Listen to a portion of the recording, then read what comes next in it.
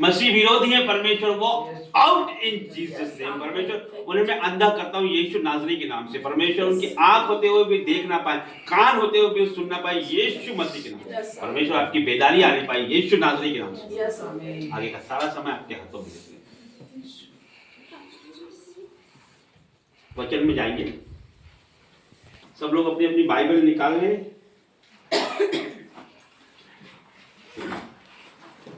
अपने मोबाइलों को, अपने ध्यान को परमेश्वर की ओर लगाएं। जब हम प्रार्थना करते हैं, जब हम परमेश्वर से बातें करते हैं, और जब हम वचन पढ़ते हैं, तब प्रभु हमसे बातें करता है।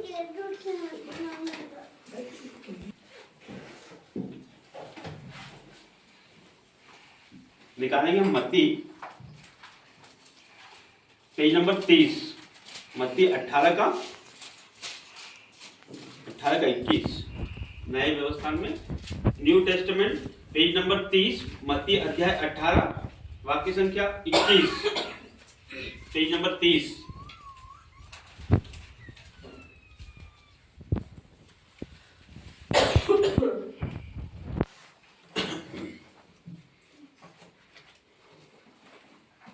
आइए हम डिक्लेयर करेंगे। अपनी अपनी बाइबलों को हम हाथ में लें। प्रभु ये मेरी बाइबल है, प्रभु ये मेरी बाइबल है। आज जो मैं सुनूं, पढ़ूं, समझूं, समझूं, वो मेरे जीवनों में 1000 गुना फल लेके आए। वो मेरे जीवन में 1000 गुना फल। अंधकार की कोई शक्ति उसे चुराने न पाए। अंधकार की शक्ति को चुराने न पाए। यीशु मसीह के नाम से यीशु मसीह करेगा। मैं ये विश्वास करता हूँ। 23 से आगे पढ़े। इसीलिए स्वर्ग का राज्य उस राजा के समान है जिसने अपने दासों से लेखा लेना चाहा। ध्यान से सुनिए, है ना। जब वो लेखा लेने लगा तो एक जन उसके सामने लाया गया जो 10,000 तोड़े का कर्जदार था। जबकि चुकाने को उसके पास कुछ न था, तो उसके स्वामी ने कहा, ये और इसकी पत्नी और बाल बच्चे और जो कुछ इसका है सब बेचा जाए और कर्ज चुका दिया जाए। इस पर उस दास ने गिरकर उसे प्रणाम किया। बस क्या समझ में आया आपको? यहाँ से एक बार फिर से मैं पढ़ता हूँ। इसलिए स्वर्ग का राज्य उस राजा के समान है जिसने अपने दास से लेखा लेना चाहा।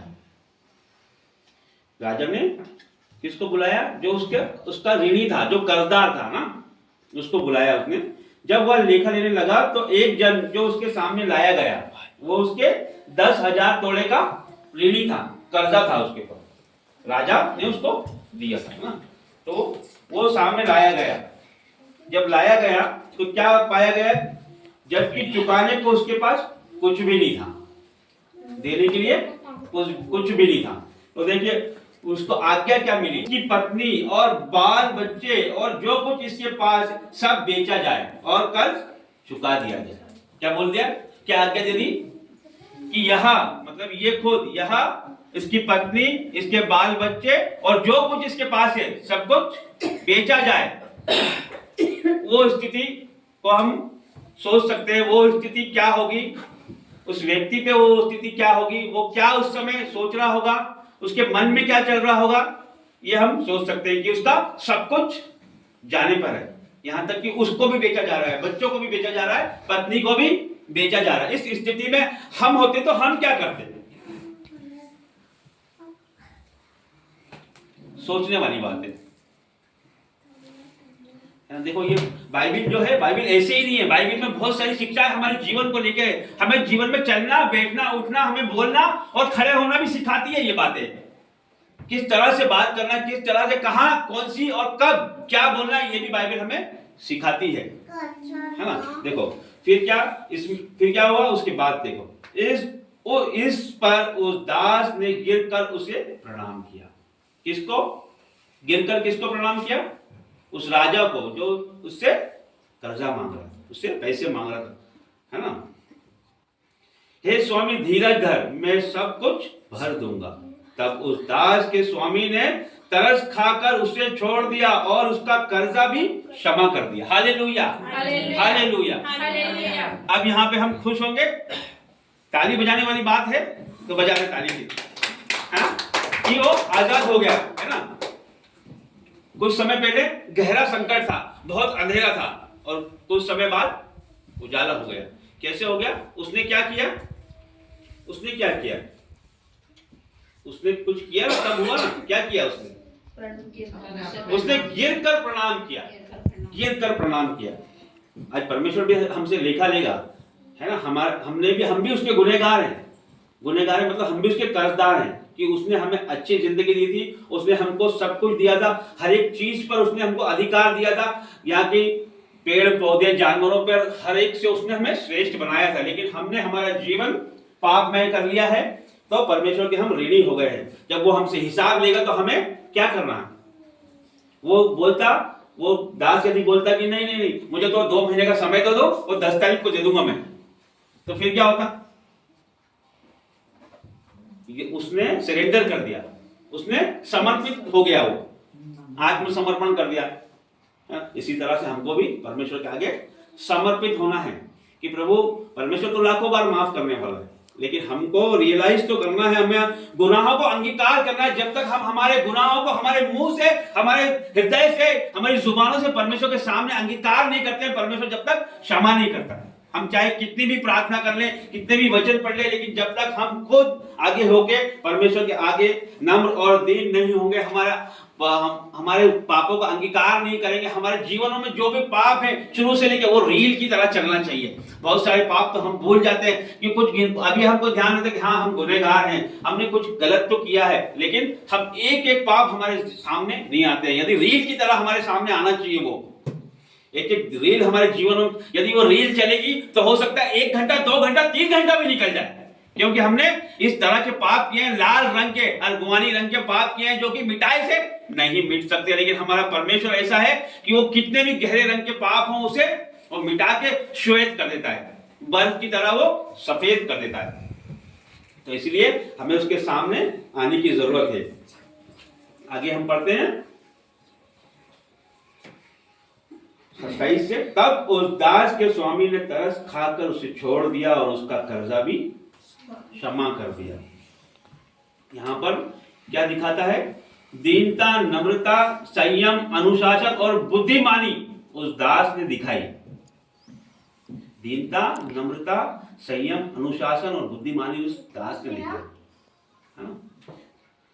यही हमारे जीवन में सिखाती है कि हमें भी हमारा जीवन कहां पे क्या बोलना है। यदि वो वहां पर उलट फेर की बातें कर देता, ज्यादा माइंड लगा देता, तो सब कुछ चौपट हो जाता उसका। लेकिन उसने परमेश्वर को याद रख के दीनता पूर्वक उसने, इसीलिए स्त्रियां जो है वो कहां पे क्या बोलना है उसको समझ नहीं आता, लेकिन परमेश्वर सिखाता है। परमेश्वर से आत्मा मांगो, अपना क्या बोलना है, कहां पे क्या बोलना है, ये चीजें आपको समझना चाहिए। सबसे ज्यादा संयम होना चाहिए जीवनों में। संयम, जिसके जीवन में संयम है, चाहे 100 गाली हमको कोई बक के चला जाए, हमें क्या होगा? कुछ होगा? उस जो बोले, क्या लिखा वचन में? आशीष दोगे तो आशीष पाओगे और श्राप दोगे तो श्राप पाओगे। तो हमें तो कुछ फर्क पड़ना नहीं है। पिछली बार हमने सीखा था दिया करो तो दिया जाएगा, है ना। तो ये परमेश्वर हमको, ये बाइबिल हमें जीवन में उठने बैठने का तरीका भी सिखाती है, हमें चलने का तरीका सिखाती है, हर एक चीज हमको सिखाती है, बस हमको उस पर ध्यान लगाना है। आगे बिल्कुल विपरीत परिस्थिति है, जो हमने अभी तक सीखा है, पढ़ा है, देखा है, उसकी विपरीत परिस्थिति आगे हम पढ़ेंगे इसको। 28 से पढ़ना इसे। परंतु जब वो दास बाहर निकला तो उसके संगी दासों में से एक उसको मिला जो उसके 100 दिनार का कर्जदार था। यहां तक समझे आप? जिसको क्षमा किया गया, जो 10,000 तोड़े का गुनहगार था, जिसका कर्जा माफ किया था, वो बाहर निकला तो उसके साथी जो साथ में और जो साथी थे वो उनसे 100 दिनार मांगता था, मतलब वो उनसे कर्जा मांग ले जाता था। समझे? नहीं समझे? मेरा माफ हो गया, अब मुझे प्रिंस से लेना है ना, प्रिंस मुझे मिला, है ना। तो अब देखो क्या रिएक्ट करा है उसने, आगे पढ़ो। उसने उसे पकड़कर उसका गला घोटा और कहा, जो कुछ तुझ पर कर्ज है भर दे। इस पर उसका संगी दास गिरकर उससे विनती करने लगा, धीरज धर, मैं सब कुछ भर दूंगा। उसने ना माना, परंतु जाकर उसे बंदी गृह में डाल दिया कि जब तक कर्ज भर ना दे तब तक वहीं रहे। उसके संगी दास ये जो हुआ था देखकर बहुत उदास हुए और जाकर अपने स्वामी को पूरा हाल बता दिया। यही था। अब क्या हुआ कि उसने 100 दिनार के लिए उस व्यक्ति का गला घोटा, हाँ? और उसको बोला कि जो भी कर्जा है वापस लौटा दे। और उसने भी दीनतापूर्वक उससे निवेदन किया कि मैं धीरज धर, मैं भर दूंगा। लेकिन उसने क्या किया, उसको बंदीगृह में डाल दिया। जबकि उस पर दया किसने की थी? उसके स्वामी ने उस पर दया करके उसका कर्जा माफ किया था। तो इसको भी क्या करना था? हाँ? दिया करो तो दिया जाएगा। तो इसने क्या किया? विपरीत कर दिया, भूल गया, परमेश्वर का एहसान भूल गया, प्रभु का अनुग्रह भूल गया, उस राजा का अनुग्रह भूल गया। और छोटी सी चीज के लिए 10,000 तोड़े और यहाँ 100 दिनार के लिए उसने उसके साथ गलत व्यवहार किया, दुर्व्यवहार किया और उसको बंदी गृह में डाल दिया। फिर क्या हुआ? फिर क्या होगा? ऐसे व्यक्ति का क्या होना चाहिए? फिर क्या होगा? आप सोच सकते हैं कि उसका क्या होगा, उस व्यक्ति का क्या होगा, उस परमेश्वर उसके किस प्रकार लेखा लेगा, उसका क्या होगा? कोई बता सकता है? देखो आगे पढ़ते हैं।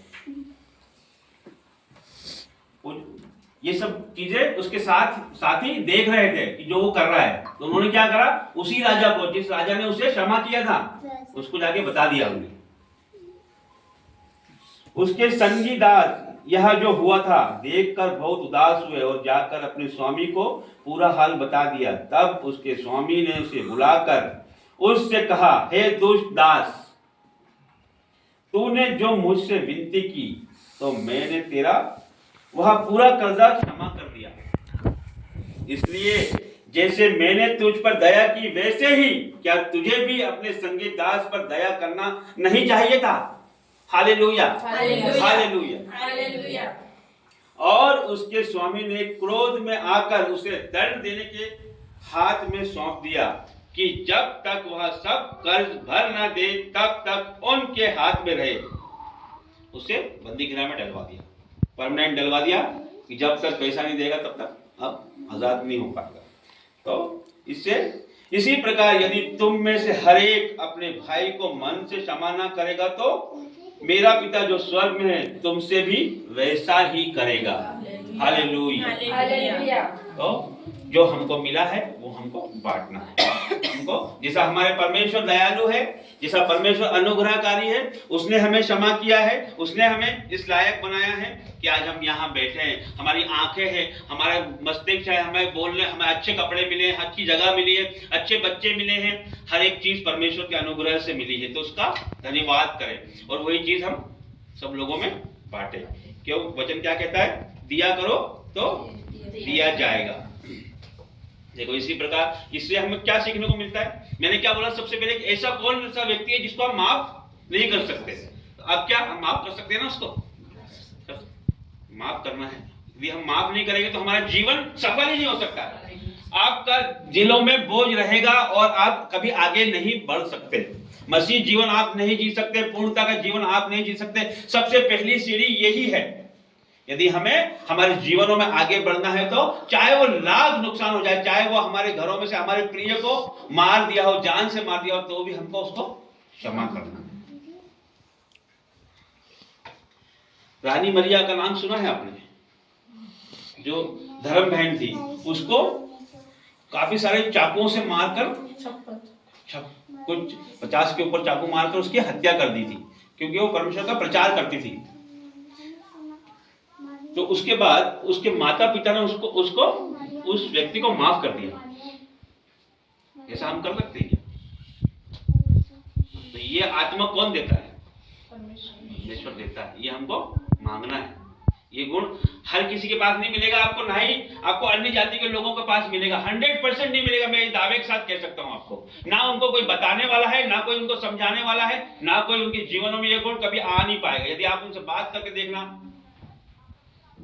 जब तक परमेश्वर उनको छुएगा नहीं, परमेश्वर की बात उनके पास नहीं जाएगी, परमेश्वर गहरे राज में उनके पास नहीं जाएंगे, प्रार्थनाएं नहीं जाएगी, वचन नहीं जाएगा, तब तक वो इस सब चीजों को छोड़ नहीं सकते।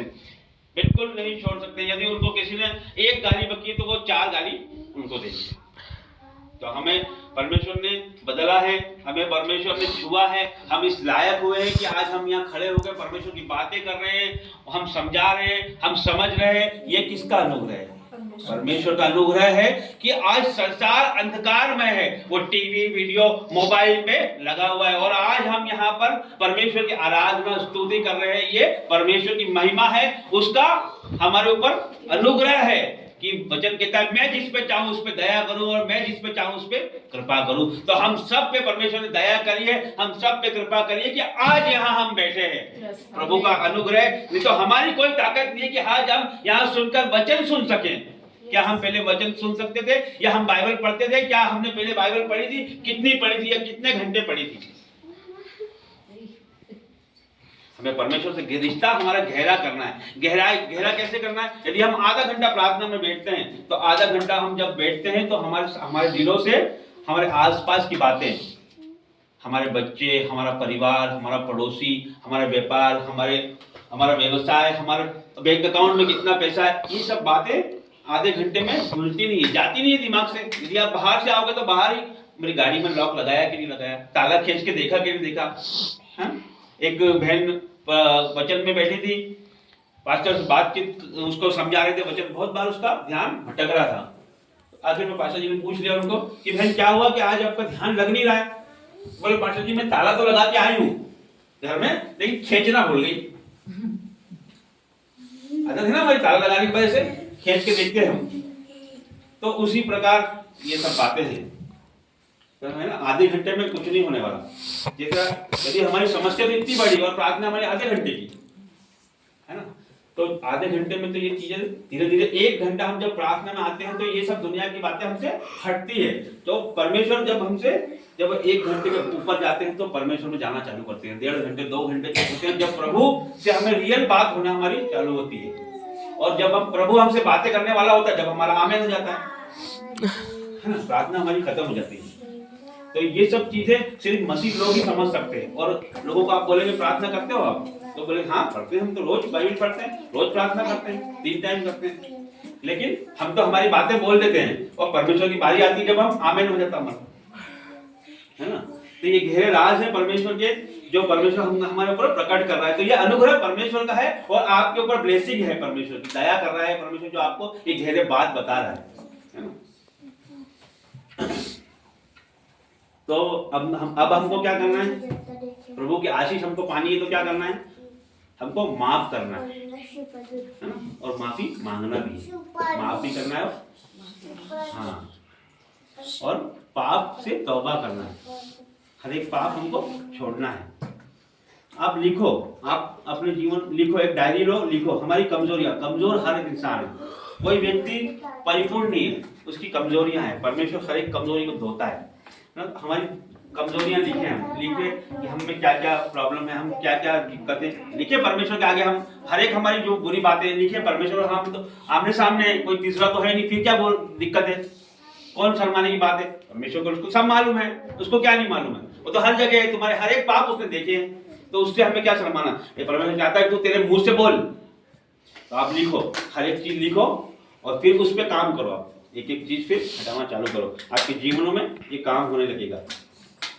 फिर हर एक को माफ करना, चाहे वो किसी का, उसने हमारा कितना भी दिल दुखाया, उसे माफ करो, हृदय से माफ करना है आपको, तो आप जीत जाओगे।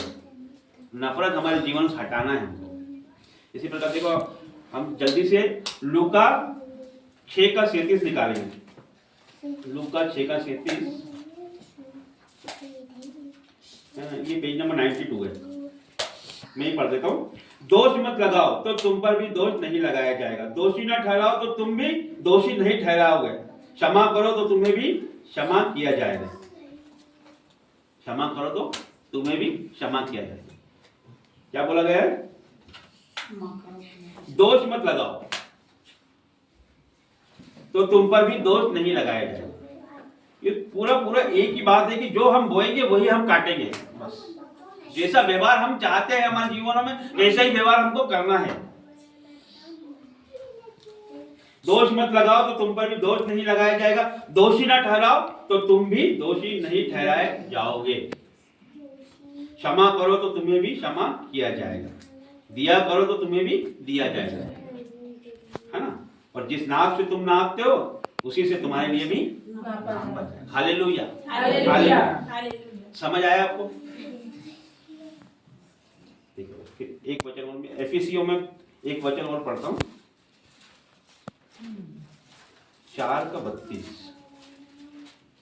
एफिसियों 4:32। एक दूसरे पर कृपालु और करुणामय हो, और जैसे परमेश्वर ने मसीह में तुम्हारे अपराध क्षमा किए, वैसे ही तुम भी एक दूसरे के अपराध क्षमा करो। हालेलुया। हालेलुया। ये बातें कौन बोल रहा है? एक दूसरे को कृपालु और करुणामय हो, और जैसे परमेश्वर ने मसीह में तुम्हारे अपराध क्षमा किए, वैसे ही तुम भी एक दूसरे के अपराध क्षमा करो। प्रभु ने हमारे अपराध क्षमा कर दिए हैं या नहीं? प्रभु ने हमारे अपराध क्षमा कर दिए, तो हमें भी क्या करना है? हाँ, यदि हमें रियल में परमेश्वर के करीब आना है तो हमको माफ करना ही है। ये तो ये हमें आशीषों से रोकती है, ये सब चीजें ये हमें माफ नहीं करना, या हमें आशीष पाने से रोकती है, ब्लेसिंग से रोकती है हमको। तो हमको क्या करना है? आज हमारे हृदय को खोलना है, हमें हमारे मनों को खोलना है और परमेश्वर के आगे सरेंडर करना है कि प्रभु हम आज हमारे जीवनों में कुछ भी नफरत नहीं है, नफरत हमारे जीवनों से हट गई है। ये प्रभु का अनुग्रह है कि परमेश्वर ने ये हमें बातें बताई, अद्भुत बातें बताई। आप समझ आई मेरी कुछ बातें आपको? ये दोहरा व्यवहार जो देखो उस दास ने क्या किया, दोहरा व्यवहार किया। एक जगह तो वो नम्र और दीन बन गया ना, फायदा लेने के लिए वो एक जगह नम्र और दीन बन गया, फिर उसने क्या किया? फिर वही विपरीत व्यवहार कर दिया उसने। तो दोहरा व्यवहार जो है वो हमारे जीवनों में नहीं होना चाहिए, सेम होना चाहिए, है ना। तो यही चीजें हमें सिखाता है बाइबल, हमें यही सिखाती है, दृष्टांत हमें यही सिखाता है कि हमें एक जैसा बनना है कि हम क्षमा करो तो क्षमा आपको मिलेगी। परमेश्वर प्रभु हमें क्षमा जब ही करेगा जब हम एक दूसरे को क्षमा करेंगे। अपने भाई को 7 गुना 70 बार माफ करना है। तो आज से जिन लोगों ने क्षमा नहीं किया है, जितने ऑनलाइन लोग हैं जिन्होंने अभी तक अपने भाइयों को क्षमा नहीं किया है, अपने पड़ोसियों को क्षमा नहीं किया है, उस व्यक्ति को क्षमा नहीं किया है जिसने आपका नुकसान किया, जिसने आपको ठेस पहुंचाई है, उसे आज हम हृदय से क्षमा करें। इस पवित्र भवन से हम में मौजूद हैं आप सब, और परमेश्वर के आगे आप मौजूद हैं। इस पवित्र पुलपीठ से मैं ऑनलाइन व्यूअर्स के लिए ये घोषणा करता हूं कि आप यदि किसी को आप जिसने आपको नुकसान पहुंचाया, आपको दुख दिया है, आपको ठेस पहुंचाया है, तो आप उन्हें क्षमा करें, तो परमेश्वर आपके जीवनों में अद्भुत कार्य करेगा। आपके जीवनों में परमेश्वर छुटकारा लाएगा, आपके जीवनों में परमेश्वर ब्लेसिंग को लेके आएगा। यीशु मसीह के नाम से मांगता हूं, इस वचन के द्वारा परमेश्वर आपके जीवनों में 1000 गुना फल लेके आए।